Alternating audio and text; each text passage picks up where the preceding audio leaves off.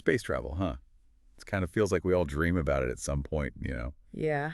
But what happens when things don't exactly go as planned? Like when getting back home gets a little bit, shall we say, Oh. delayed? Yeah. Well, that's exactly what we're diving into today. Right. The story of two astronauts, Butch Wilmore and Sunita Williams. Right. They recently got back to Earth after spending a little extra time aboard the ISS. Quite a bit extra, actually.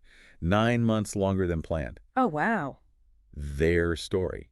What's about resilience and resourcefulness, and maybe a little dash of SpaceX magic thrown in too. I'm really excited to dig into this with you today. I've been reading all about this. Yeah, it is a fascinating story. It's really interesting how space travel, it really captures our imaginations. Yeah, But the thing is, the human side of these missions, it often gets overshadowed by the technology and the science. right. Wilmore and Williams' story, it's a powerful reminder that behind all the impressive technology, behind the marvels, are real people facing extraordinary challenges. Okay, so let's break this down.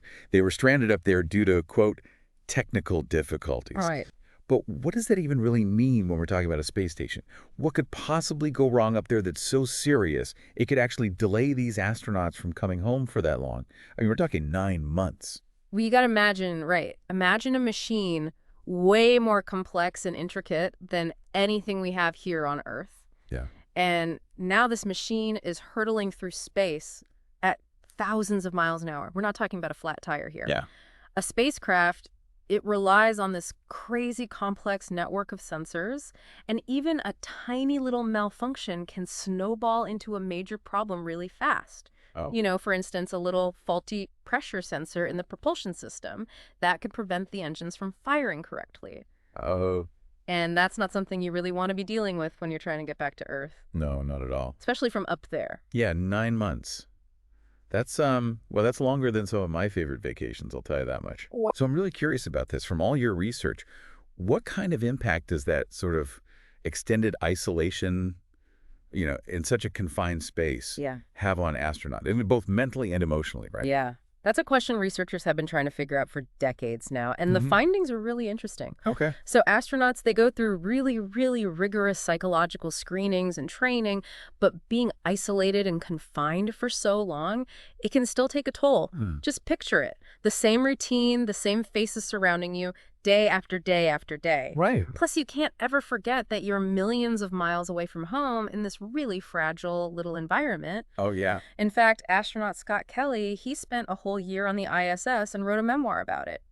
And he described some pretty wild stuff. He had super vivid dreams, heightened senses, and even changes in his gene expression. Wow. That's incredible. Talk about a mind-bending experience. Absolutely. But thankfully for Wilmore and Williams, their unexpected adventure did eventually take a turn for the better, right? I mean, the arrival of that SpaceX Dragon spacecraft, the one that brought up the Crew 10 astronauts, that must have been such a huge relief for them.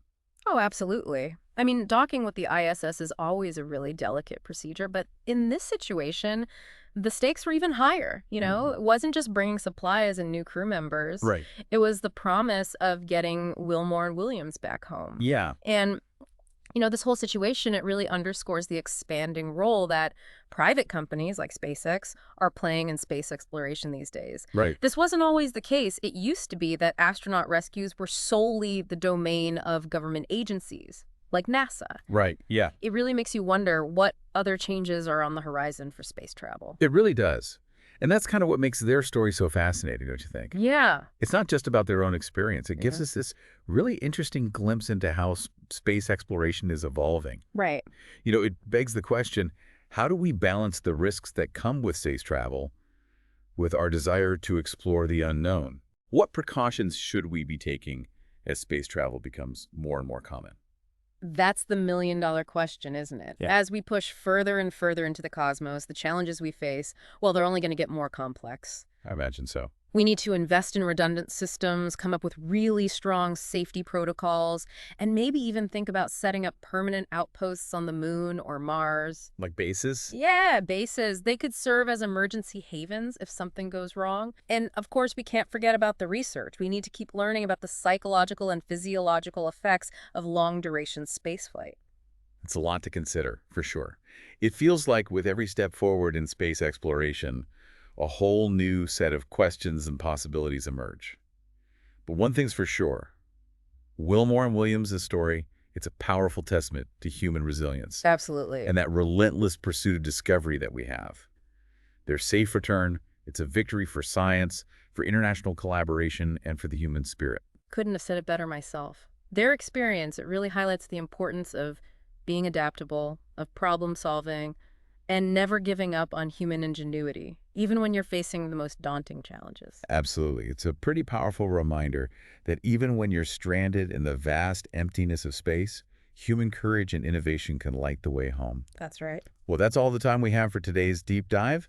Thanks for joining us, and we'll see you next time. See ya! Bye.